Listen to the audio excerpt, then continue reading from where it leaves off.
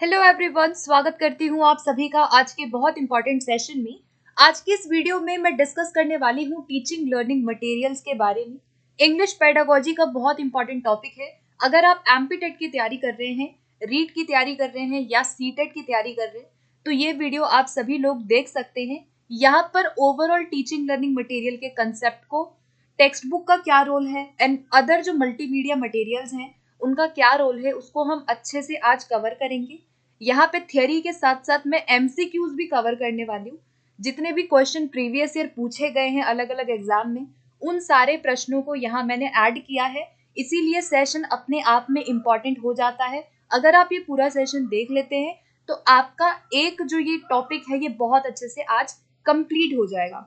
So make sure कि आप पूरा वीडियो जरूर देखें एंड पीडीएफ के लिए और मुझसे कनेक्ट होने के लिए आप टेलीग्राम ग्रुप से जुड़ सकते हैं या आप इंस्टाग्राम पे भी आप मुझसे कनेक्ट हो सकते हैं।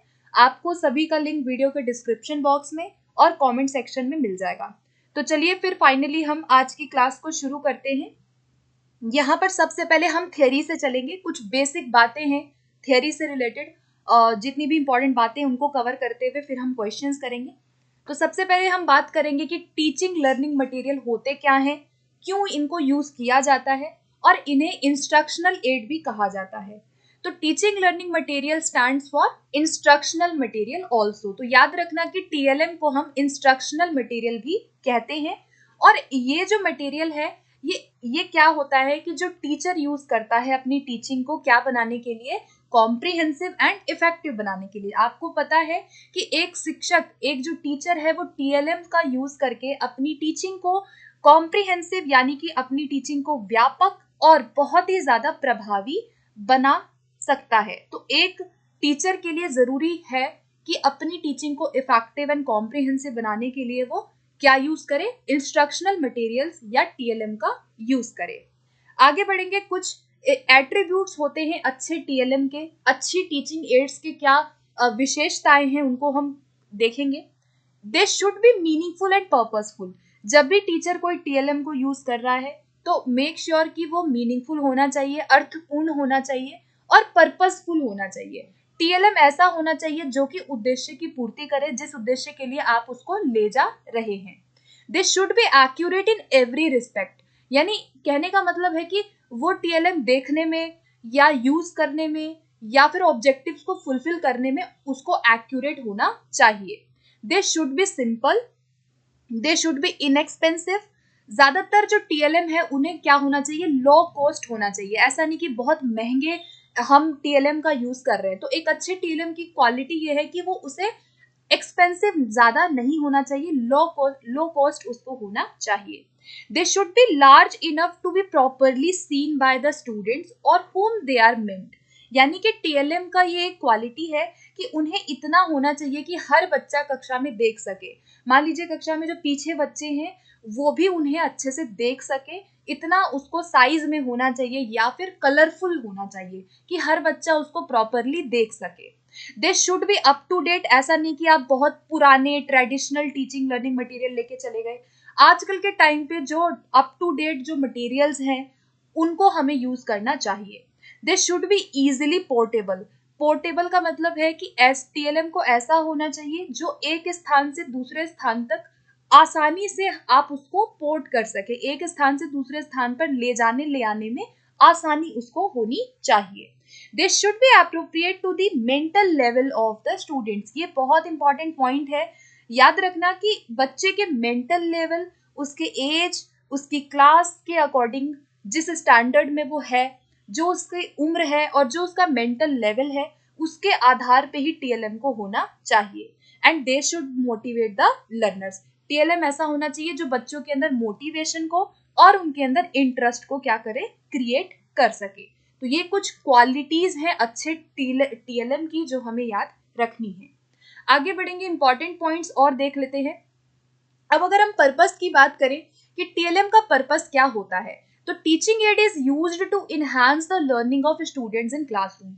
टीएलएम का सबसे बड़ा एक उपयोग यही है कि जो बच्चे की लर्निंग है उसको इनहांस करना।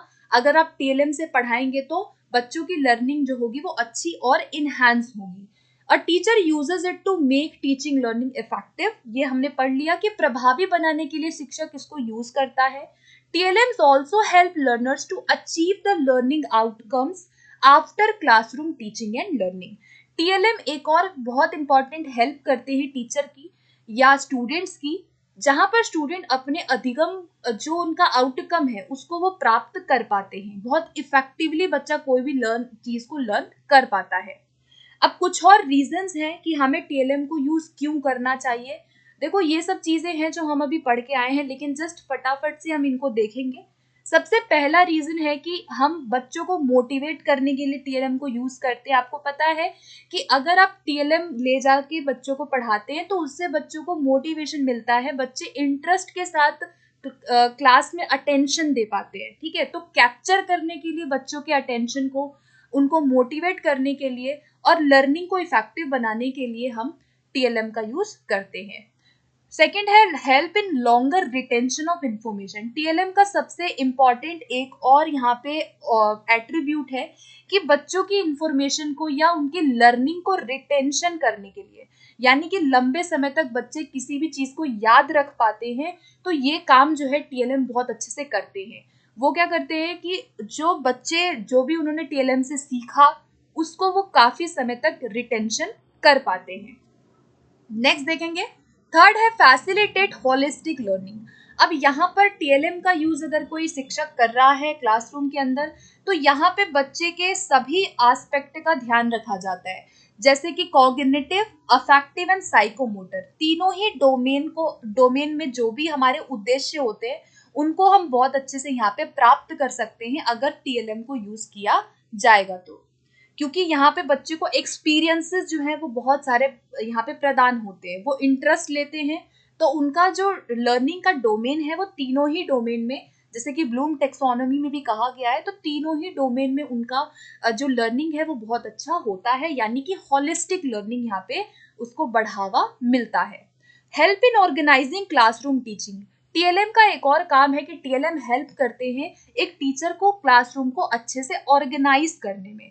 अगर एक शिक्षक TLM का यूज करके कक्षा में मान लीजिए पढ़ा रहा है, तो उसकी क्लासरूम ज्यादा ऑर्गेनाइज रहेगी एज कंपेयर टू उस टीचर के जो कि TLM को नहीं यूज कर रहा है।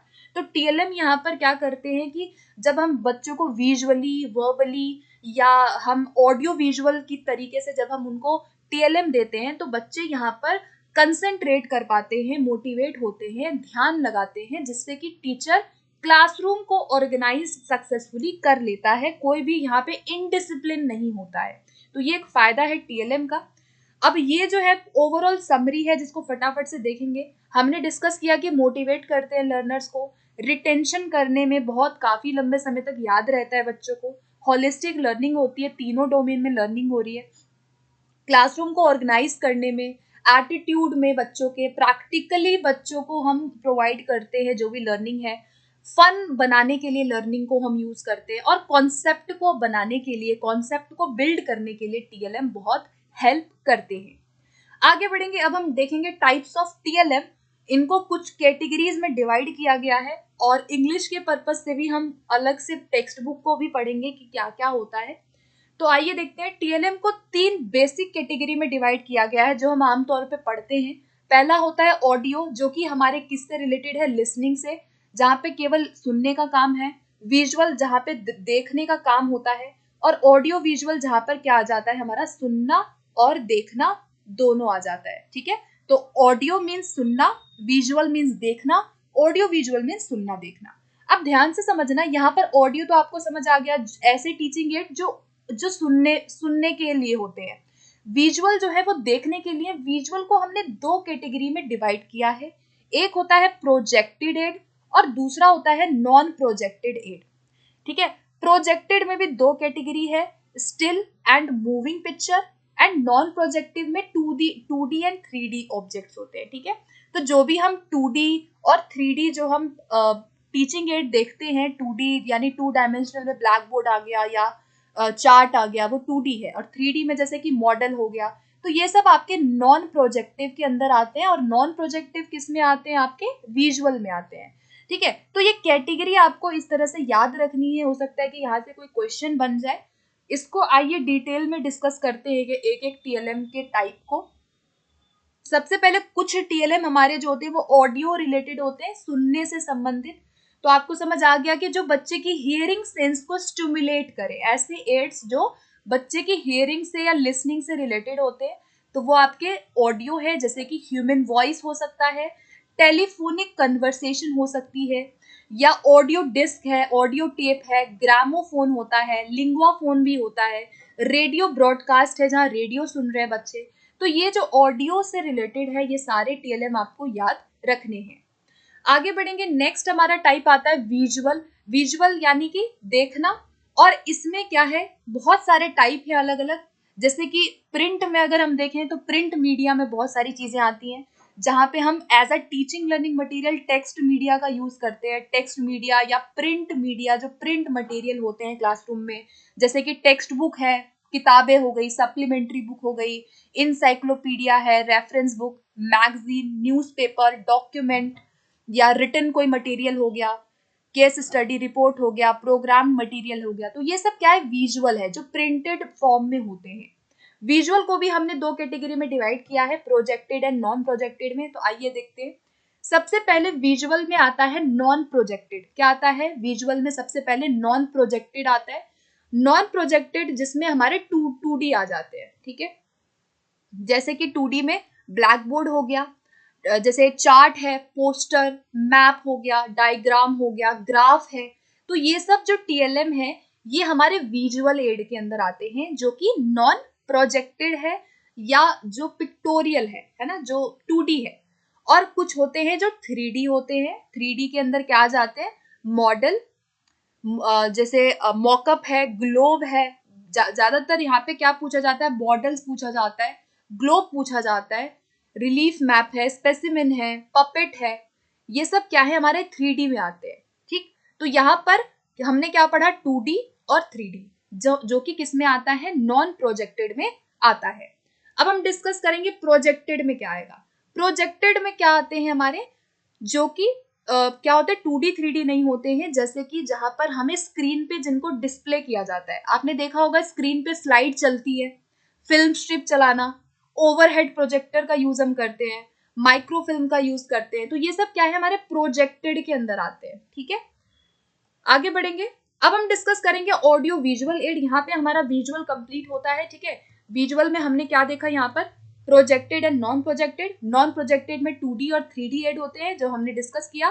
प्रोजेक्टेड में एक होता है स्टिल और एक होता है मूविंग पिक्चर, ठीक है। स्टिल का मतलब कि जो स्टिल है, जिसमें केवल पिक्चर दिख रही है, ठीक है। और मूविंग पिक्चर का मतलब है कि जैसे मान लो कोई सीन चल रहा है, एक सीन आया, 2 सीन आया, 3 सीन आया, इस तरह से चल रहा है, लेकिन इसमें आवाज नहीं है, सिर्फ देख रहे हैं हम, ठीक है। सीन चलता जा रहा है, जैसे मूवी चल रही है, लेकिन उसमें आवाज नहीं आ रही, वो आपका मूविंग पिक्चर है, ठीक है। तो ये प्रोजेक्टेड के अंदर आता है। आई होप आपको क्लियर हो गया होगा।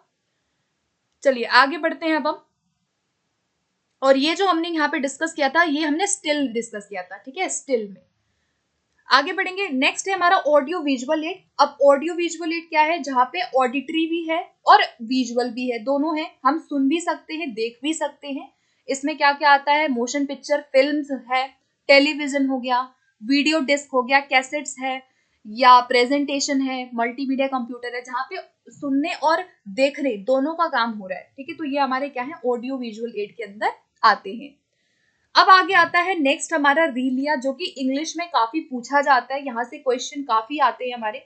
तो रीलिया क्या है, ऐसे ऑब्जेक्ट्स जो एज अ टीएलएम हम यूज करते हैं, और ये जो ऑब्जेक्ट्स होते हैं, ये हमारे रियल लाइफ सिचुएशन से आधारित होते हैं, ठीक है।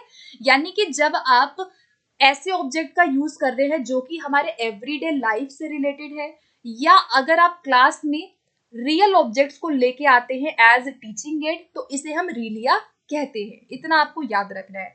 अब जो रियल ऑब्जेक्ट है वो कुछ भी हो सकता है। आप कोई कॉइन लेके चले गए, सिक्के, कोई न्यूज़पेपर हो गया, कोई मैप है, कोई टिकट लेके चले गए, फ्रूट्स, वेजिटेबल्स, आप कोई भी चीज यहाँ पे ले जा सकते हैं जो रियल ऑब्जेक्ट है, अपनी क्लासरूम में टीच करने के लिए।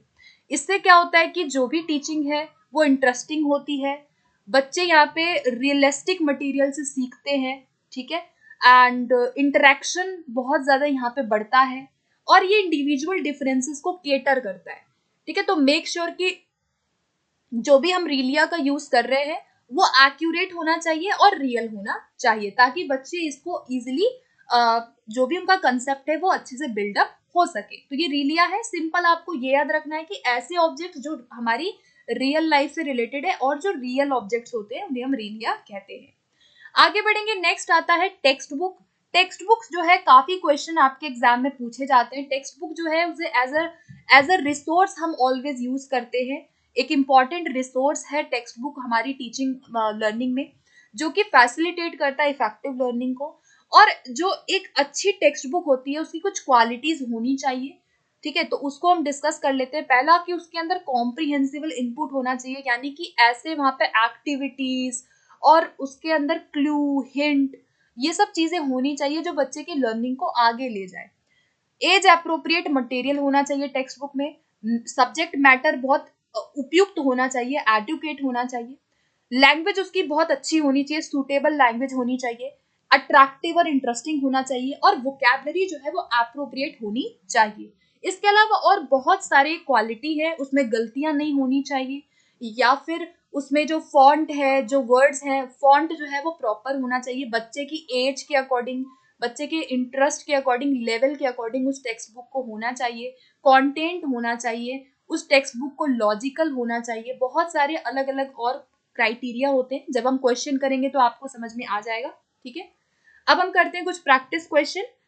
जो भी चीजें रह गई हैं, कोई कंसेप्ट रह गया है, तो वो आपका क्वेश्चन आप करोगे तो आपको समझ आ जाएगा। यहाँ मैंने लगभग सभी क्वेश्चन को ऐड कर दिया है, 30 क्वेश्चन है, तो आइए देखते हैं एक एक करके क्या होना चाहिए इनका आंसर। सबसे पहला क्वेश्चन देखो क्या कहता है, TLM should be used by teachers as it. TLM को यूज करना चाहिए बच्चों के लिए, क्यों करना चाहिए? because as it motivates learner to further prepare such material at home, supplements teaching learning process, prepares students mentally to sit in the class, या फिर do is not very expensive। तो टीएलएम को यूज किया जाना चाहिए। इसका सबसे बड़ा कारण ये है कि ये टीचिंग लर्निंग को क्या करता है, सप्लीमेंट करता है। सप्लीमेंट का मतलब है कि उसको बढ़ावा देता है, उसको इनहांस करता है, इफेक्टिव बनाता है टीचिंग को, हमारी टीचिंग लर्निंग प्रोसेस को। नेक्स्ट क्वेश्चन है, यूजिंग रीलिया इन दी लैंग्वेज क्लास मीन्स ब्रिंगिंग। रीलिया का अर्थ क्या होता है? तो हमने डिस्कस किया कि जब हम क्या करते हैं, रियल ऑब्जेक्ट्स को as a teaching learning material अपनी क्लासरूम में लाते हैं, तो उसे हम रीलिया कहेंगे। तो यहाँ पर ऑप्शन बी हो जाएगा इसका करेक्ट आंसर। नेक्स्ट क्वेश्चन है, which of the following is a disadvantage of language laboratory. Language lab की क्या डिसएडवांटेज है, हानि क्या है? तो यहाँ हानि बतानी है। सबसे पहला है कि students detect error themselves, learning at own pace, scope of reading and writing skill. तो यहाँ पर ऑप्शन सी हो जाएगा, यहाँ पे लेस स्कोप होगा, ठीक है। लैंग्वेज लेबोरेटरी का एक नुकसान ये है कि यहाँ पर स्पीकिंग और लिसनिंग पे तो बहुत फोकस होता है, लेकिन कहीं ना कहीं राइटिंग और रीडिंग जो है वो उसमें लेस, मतलब उसमें स्कोप ज्यादा नहीं मिल पाता है। तो यहाँ ऑप्शन सी इसका करेक्ट आंसर बनेगा। नेक्स्ट क्वेश्चन है, teacher of class 7 ask her learners to bring at least 2 or 3 objects from home, then she ask them to exchange the object among themselves. अब यहाँ पे बच्चों को उसने बोला कि आप अपने घर से 2 या 3 ऑब्जेक्ट को लेकर के आएंगे। तो ये जो टीचिंग लर्निंग मटेरियल है ये क्या है? यहाँ पे टीचर ने 2-3 ऑब्जेक्ट का यूज करके सेंटेंसेस को बनाने के लिए बोला, यानी कि टीचर ने यहाँ रीलिया का क्या किया है, यूज किया है, ठीक है। नेक्स्ट क्वेश्चन पे बढ़ते हैं अब हम। नेक्स्ट क्वेश्चन है, there are teaching aids which are centered around certain skills such as reading, listening and pronunciation. Such teaching aids are called। अब यहाँ पे इस क्वेश्चन में ये कहा गया कि कुछ टीचिंग एड्स जो है वो हमारे रीडिंग से, लिसनिंग से और प्रोनाउंसिएशन से रिलेटेड होते हैं। तो ऐसे टीचिंग एड को क्या कहा जाता है? तो यहाँ पे बात किसकी हो रही है, ऑडियो लिंगुअल टीचिंग एड की बात हो रही है। तो ऑप्शन बी हो जाएगा इसका correct answer. A good English text book should primarily, एक अच्छी टेक्स्ट बुक कैसी होनी चाहिए? मेंटेन द स्टैंडर्ड लैंग्वेज, उसकी भाषा जो है वो स्टैंडर्ड होनी चाहिए। Have contents in deductive order, consist of unique stories, या फिर प्रोवाइड कॉम्प्रिहेंसिबल इनपुट। तो हमने डिस्कस किया कि एक अच्छी टेक्स्ट बुक वही होती है जो कि कॉम्प्रिहेंसिबल इनपुट को प्रोवाइड करे। तो यहाँ ऑप्शन डी हो जाएगा इसका correct answer. Dash refers to the objects associated with everyday life to be used in the classroom. जब आप ऐसे ऑब्जेक्ट को यूज कर रहे हैं जो आपकी एवरीडे लाइफ से रिलेटेड है तो उसे हम रीलिया कहते हैं। हमने अभी पढ़ा इसको, तो यहाँ पर ऑप्शन क्या हो जाएगा, ए हो जाएगा करेक्ट आंसर। नेक्स्ट क्वेश्चन है audio visual add can be used in a language for. Audio visual का हम यूज किस लिए कर सकते हैं, कम्युनिकेशन, रिटेंशन, सेविंग टाइम या ऑल। तो ऑडियो विजुअल का एड जो एड है उसका यूज जो है हम सभी चीजों में कर सकते हैं। टाइम को बचत करने में भी कर सकते हैं, रिटेंशन बच्चे को रहेगा, ज्यादा देर तक वो याद कर पाएंगे, और कम्युनिकेशन स्किल को बढ़ावा देने में भी कर सकते हैं। Which of the following is not a principle of the use of audio visual teaching aid? कौन सा प्रिंसिपल है जो ऑडियो विजुअल टीचिंग एड में हम यूज नहीं करते हैं? फर्स्ट है प्रिपरेशन, प्रेजेंटेशन, सिलेक्शन या ऑब्जर्वेशन। तो यहाँ पर ऑडियो विजुअल एड जब हम यूज करते हैं तो हम सिलेक्ट करेंगे, ये भी ठीक है, हम उसे प्रेजेंट करते हैं क्लास में और हम इनको प्रिपेयर भी करते हैं। तो प्रिपरेशन, प्रेजेंटेशन एंड सिलेक्शन तीनों इंपॉर्टेंट है, लेकिन ऑब्जर्वेशन कोई प्रिंसिपल यहाँ पे नहीं होगा। ओके, आगे बढ़ेंगे। Which is not a characteristic of a good text book. इसमें से कौन सी नहीं है characteristic? Advocate subject matter, suitable structure, suitable vocabulary या फ्रीक्वेंटली मिसस्पेल्ड वर्ड्स। तो कभी भी टेक्स्ट बुक के अंदर मिसस्पेल्ड वर्ड्स नहीं होने चाहिए, यानी उसमें गलतियां नहीं होनी चाहिए। तो डी हो जाएगा इसका correct answer. Some criteria for the selection of language items should involve. जब हम लैंग्वेज आइटम को सिलेक्ट करें तो क्या क्राइटेरिया होना चाहिए? तो वर्कशीट्स होना चाहिए, everyday vocabulary and sentences, a focus on language rules, या फिर लर्नेबिलिटी, कवरेज एंड टीचेबिलिटी। तो यहाँ पे सिलेक्शन जब हम करते हैं तो हम यहाँ पे लर्नेबिलिटी का ध्यान रखेंगे, कवरेज का ध्यान रखेंगे और टीचेबिलिटी का भी ध्यान रखेंगे। नेक्स्ट क्वेश्चन है what are the characteristic of a good teaching learning material. Teaching learning material की क्या विशेषताएं होती है? फर्स्ट है the material should have utilitarian value, यानी उसकी उपयोगिता होनी चाहिए, ये ठीक है। टीएलएम को लाइट वेट होना चाहिए, सेफ होना चाहिए, स्टर्डी होना चाहिए, ये भी ठीक है। और फेमिलैरिटी होनी चाहिए ताकि नए कंसेप्ट को सिखाया जा सके। तो तीनों ही बातें बिल्कुल सही है, ठीक है। नेक्स्ट क्वेश्चन है which of the following types of learning materials are in the form of real objects or ideals that make the concepts very clear। तो यहाँ पर आपको बता रहा है कौन से मटेरियल है जो आइडियल्स है, जो रियल है, जो कि कंसेप्ट को बहुत क्लियर बनाएंगे। तो यहाँ जो आंसर बनेगा वो बनेगा टेक्टाइल मटेरियल। टेक्टाइल का मतलब है जिन्हें आप टच कर सकते हैं, फील कर सकते हैं। तो फील जो हम कर सकते हैं जिन मटेरियल को, वो सबसे इंपॉर्टेंट है। तो यहाँ डी हो जाएगा इसका सही answer. Most effective teaching aid is, सबसे इफेक्टिव टीचिंग एड यहाँ पे क्या होगा? नॉन प्रोजेक्टेड होगा, डायरेक्ट एक्सपीरियंस होगा, प्रोजेक्टेड होगा, या इनमें से कोई नहीं। तो सबसे इफेक्टिव क्या होगा? डायरेक्ट एक्सपीरियंस, जो बच्चा डायरेक्टली प्रदान, जो हम उसको करवाएंगे। ओके, नेक्स्ट क्वेश्चन पे आते हैं। The selection of teaching add depends largely on the. जब भी हम किसी टीचिंग एड को सिलेक्ट कर रहे हैं तो वो किस चीज पे आधारित होगा? एज पे, इंटरेस्ट पे बच्चों के, एज और मोटिवेशन पे, या फिर एजुकेशनल लेवल और एज पे। तो सबसे जरूरी क्या है जब हम कोई टीचिंग लर्निंग मटेरियल को सिलेक्ट कर रहे हैं, वहां पर हम ध्यान रखेंगे कि उनका स्तर क्या है शिक्षा का, यानी वो किस कक्षा में है, और उनकी उम्र क्या है। तो यहाँ डी जो है वो सबसे जरूरी है। Which of the following is not an audio visual aid used by a teacher in classroom for teaching learning process? कौन सा इसमें से ऑडियो विजुअल एड नहीं है? Television, films, computer assisted instruction या ग्राफ। तो ग्राफ जो है ये हमारे विजुअल में आता है 2D में, तो यहाँ डी हो जाएगा इसका correct answer. By using audio visual aids students become active in classroom. तो ये ठीक है। टीचर्स बिकम एक्टिव या टीचिंग बिकम इफेक्टिव। तो तीनों बातें बिल्कुल ठीक है कि अगर ऑडियो विजुअल एड का यूज किया जा रहा है तो स्टूडेंट भी एक्टिव है, टीचर भी एक्टिव होगा, और जो लर्निंग है वो इफेक्टिव होगी। Which of the following teaching aid is not a visual add? कौन सा विजुअल एड नहीं है? स्लाइड्स, फिल्म्स, ब्लैक बोर्ड या चार्ट्स। तो यहाँ पर फिल्म जो है ये विजुअल नहीं होगा, ये ऑडियो विजुअल के अंदर आएगा। तो यहाँ बी हो जाएगा इसका correct answer. What is need for teaching learning material in the teaching learning process? Teaching learning material के लिए क्या जरूरत है? फर्स्ट है learning of new concept become easier, तो ये बिल्कुल ठीक है कि जब हम टीएलएम का यूज करते हैं तो जो कंसेप्ट है वो इजी हो जाता है पढ़ाने में और समझने में. They are needed for effective self learning. In multi-grade and multi-level situation, they provide vital help for teachers for effective management of their class. Classroom management में भी effective है. तो फर्स्ट, सेकंड, थर्ड तीनों ही जरूरी है. ठीक है, तीनों बातें क्या है, बिल्कुल सही है. नेक्स्ट पे आएंगे. Dash is not a characteristic of a good teaching add. एक अच्छे टीचिंग एड की क्या विशेषता नहीं है. It should be very small, तो ये नहीं होगा, है ना. हमने ये डिस्कस किया कि टीचिंग एड ऐसा होना चाहिए जो कि हर बच्चा जिसको देख सके, और वो ज्यादा छोटा भी नहीं होना चाहिए, इतना उसको प्रॉपर एक्यूरेट होना चाहिए. तो यहाँ ए हो जाएगा जो कि विशेषता नहीं है. बाकी डी वाला, सी वाला और जो बी है तीनों ही सही है. While selecting the teaching learning material, a teacher should take care which of the following point.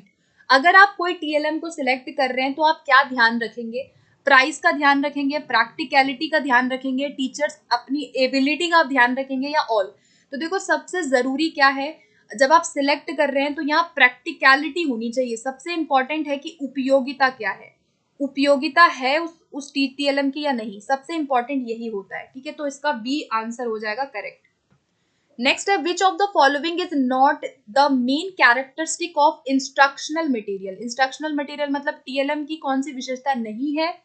Save time and energy, making learning permanent, save paper, या प्रिवेंट इनडिसिप्लिन. तो यहाँ पर कौन सा नहीं है जो कि टीएलएम की विशेषता को नहीं बताता. ठीक है, तो यहाँ पर टाइम और एनर्जी बचती है, ये भी ठीक है, टीचर का टाइम भी बचता है टीएलएम से, और लर्निंग भी परमानेंट होती है इससे, और इनडिसिप्लिन भी यहाँ पे काफी हद तक कम रहता है, लेकिन पेपर बच जाता है, ये कोई विशेषता नहीं होगी. तो सी हो जाएगा इसका करेक्ट आंसर. चलते हैं अगले क्वेश्चन की ओर. A teacher should use teaching aids in the classroom for explaining a difficult concept, revising the old concepts, strengthening students understanding of unexplained concept, या फिर ऑल. तो टीएलएम का यूज टीचर किस लिए कर सकता है, तो सभी सिचुएशंस में कर सकता है. चाहे उसे कोई डिफिकल्ट चीज पढ़ानी हो तो टीएलएम हेल्पफुल हो सकते हैं, ओल्ड कंसेप्ट को रिवाइज करने में भी हो सकते हैं, और ऐसे कंसेप्ट जो उसने नहीं समझाया उसको भी समझाने में कर सकता है. तो डी हो जाएगा इसका करेक्ट आंसर. नेक्स्ट क्वेश्चन है अ टीचर बॉट, यहाँ पे बॉट हो जाएगा. ठीक है, a teacher bought utensils and toys from home to teach vocabulary in contextual use. मतलब कि संदर्भ के अनुसार वोकैबुलरी, शब्दों को समझाने के लिए टीचर घर से यूटेंसिल्स ले आया, कुछ जैसे बर्तन वगैरह, और टॉयज लेके आ गया. तो ये क्या है, इन मटेरियल को हम क्या कहेंगे. तो हमने पढ़ा कि ये रियल मटेरियल लेकर के टीचर आया है, यानी कि ये रीलिया है. ठीक है, ऑप्शन बी हो जाएगा इसका करेक्ट आंसर. नेक्स्ट है in teaching of a language a text book is. Language teaching में टेक्स्ट बुक का क्या काम है. तो टेक्स्ट बुक क्या है, एक इंपॉर्टेंट रिसोर्स होता है जो कि हमारे उद्देश्यों को पूरा करने में और करिकुलम को या सिलेबस को पूरा करने में मदद करता है. तो ऑप्शन बी हो जाएगा करेक्ट इसका. नेक्स्ट है the purpose of illustrations in the textbook at primary level is to.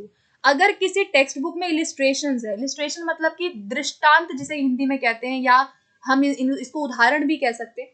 तो ये इनका क्या एक काम होता है, ये अट्रैक्टिव बनाते हैं टेक्स्ट बुक को, कलरफुल बनाते हैं, आइडियाज और कंसेप्ट को अंडरस्टैंड करने में हेल्प करते हैं, या स्टोरी को अंडरस्टैंड करने में हेल्प करते हैं. तो जो भी हम इलिस्ट्रेशंस का यूज करते हैं, पिक्चर्स, उदाहरणों का, उनका काम होता है कि making understand the ideas and concept. ठीक है, बच्चों के आइडियाज और कंसेप्ट को क्या करना, अंडरस्टैंड करना. नेक्स्ट है authentic materials refers to. Authentic material का मतलब क्या होता है. तो क्लासरूम में जब हम मटेरियल का यूज करते हैं, ऑथेंटिक जो है, ऑथेंटिक का मतलब होता है कि ऐसा कोई भी टेक्स्ट हो सकता है, कोई ऑडियो, कोई वीडियो, कोई भी ऐसा ऑब्जेक्ट जिसे हमने नेचुरल सराउंडिंग में या नेचुरल कॉन्टेक्स्ट में जिसे हमने बनाया हो, उसे हम ऑथेंटिक मटेरियल कहते हैं. ठीक है, ये आप याद रखना. ऑथेंटिक मटेरियल कुछ भी हो सकता है, चाहे वो वीडियो हो, चाहे वो ऑडियो हो, चाहे वो रिटन हो. ठीक है, जो कि क्या हो, नेचुरल एनवायरनमेंट में हो. यहाँ पे जो ये वर्ड है कंट्राइव्ड, कंट्राइव्ड का मतलब होता है सीमित. तो कभी भी इसको सीमित नहीं होना चाहिए, इसलिए आंसर यहाँ पे बी नहीं होगा. ठीक है, तो ऑप्शन डी हो जाएगा इसका करेक्ट. आगे है next question. Which of the following would be the most effective tool to teach vocabulary and spelling to grade 3rd children who are learning English as second language? यानी कि सबसे effective tool क्या होगा बच्चों को spelling और vocabulary सिखाने के लिए? तो अगर आप बच्चों को स्पेलिंग सिखाना चाहते हैं, 3rd के बच्चे हैं, तो सबसे इफेक्टिव क्या है? पॉडकास्ट नहीं होगा, पॉडकास्ट जहाँ पे हम सुनते हैं, ठीक है, रिटन भी नहीं है कि आपने उनको रिटन टेम्पलेट दे दिया। यहाँ पे पिक्चर डिक्शनरी जो है वो सबसे इफेक्टिव होगा। पिक्चर डिक्शनरी क्या होती है? जहाँ पे मान लीजिए कोई डिक्शनरी ही है लेकिन यहाँ पे पिक्चर्स बने हुए होते हैं जिससे बच्चा इजिली पिक्चर को देख करके स्पेलिंग को और वर्ड्स को समझ जाएगा। तो यहाँ सी हो जाएगा इसका करेक्ट आंसर। नेक्स्ट क्वेश्चन है, the following is not an intrinsic criteria of a good text book. अब आपसे पूछा गया है कि कौन सा इंट्रिंसिक मतलब क्या होता है? जो आंतरिक है। कौन सा आंतरिक एक क्वालिटी नहीं होगी बुक की? ठीक है, language and vocabulary, subject matter, style and planning, या फिर प्रिंटिंग एंड बाइंडिंग। तो हमसे बोला है कि जो इंट्रिंसिक नहीं है यानी हमको एक्सट्रिंसिक बताना है, जो बाहरी है। तो बाहरी क्या होगा यहाँ पे? प्रिंटिंग और बाइंडिंग, कि बुक की बाइंडिंग कैसी है, कवर कैसा है और उसकी प्रिंटिंग कैसी है ना, और उसमें फॉन्ट शब्द कैसे है। तो ये बाहरी क्वालिटी है। और ये जो चीजें हैं, सब्जेक्ट कैसा है, अंदर कंटेंट कैसा है और स्टाइल कैसा है बुक का पूरा, वोकैबुलरी या लैंग्वेज कैसी है, ये आंतरिक है। तो यहाँ डी हो जाएगा इसका करेक्ट आंसर। लास्ट क्वेश्चन देखेंगे, which of the following is not a visual teaching learning material? कौन सा विजुअल नहीं है? ठीक है, विजुअल जो नहीं है, मैगजीन एंड न्यूज़पेपर विजुअल है, रेडियो ब्रॉडकास्ट, रेफरेंस बुक या पिक्चर चार्ट। तो हमने देखा कि जो रेडियो ब्रॉडकास्ट है ये ऑडियो में आता है, तो यहाँ बी हो जाएगा इसका सही आंसर। सो गाइज यहाँ पे अब हमारे सारे क्वेश्चन होते हैं। एक क्वेश्चन और रह गया, ये भी कर लेते हैं। ठीक है, लास्ट क्वेश्चन है ये हमारा। Materials used by a language teacher is to make his teaching learning process effective is. ये तो बहुत आसान क्वेश्चन है कि ऐसा मटेरियल जो टीचर अपनी टीचिंग को इफेक्टिव बनाने के लिए, कॉम्प्रिहेंसिव बनाने के लिए यूज करता है, उसे हम क्या कहते हैं? तो हमने पढ़ा कि उसे हम TLM के नाम से जानते हैं और इसकी फुल फॉर्म क्या है? Teaching learning material. और इसे हम इंस्ट्रक्शनल मटेरियल या इंस्ट्रक्शनल एड भी कहते हैं। तो ये आपको याद रखना है। तो यहाँ सी हो जाएगा राइट आंसर। ठीक है, सो गाइज यहाँ पे हमारा सेशन अब कंप्लीट होता है। आई होप कि इस सेशन में आपको सारी चीजें क्लियर हो गई होंगी, जो भी इंपॉर्टेंट कंसेप्ट है वो आपको समझ आ गए होंगे, क्वेश्चन की भी प्रैक्टिस हो गई होगी। और अगर आपको वीडियो अच्छी लगती है तो आपको पता है आपको क्या करना है, वीडियो को लाइक करिए जरूर अगर आपको सच में वीडियो अच्छी लगे, एंड आप अपना फीडबैक जरूर दिया करें। मैं हर बार बोलती हूँ कि आप अपना फीडबैक दें, आपको सेशन कैसे लगते हैं, कमेंट सेक्शन में बताया करें। एंड अगर आप नए हैं इस चैनल पे तो आप सब्सक्राइब जरूर करना, नोटिफिकेशन बेल को जरूर प्रेस करना, ताकि जो भी मैं फ्यूचर में जो अपडेट्स डालूंगी, वीडियोस डालूंगी, उसकी नोटिफिकेशन आपको मिलेगी। ठीक है, तो मिलते हैं फिर अगले सेशन में। और आप जुड़ सकते हैं टेलीग्राम पे मुझसे, जहाँ पे मैं नोट्स एंड PDF शेयर करती हूँ, तो वहां भी आप जुड़ जाइए। ठीक है, मिलते हैं फिर नए सेशन में बहुत जल्दी। Okay, thank you, keep watching.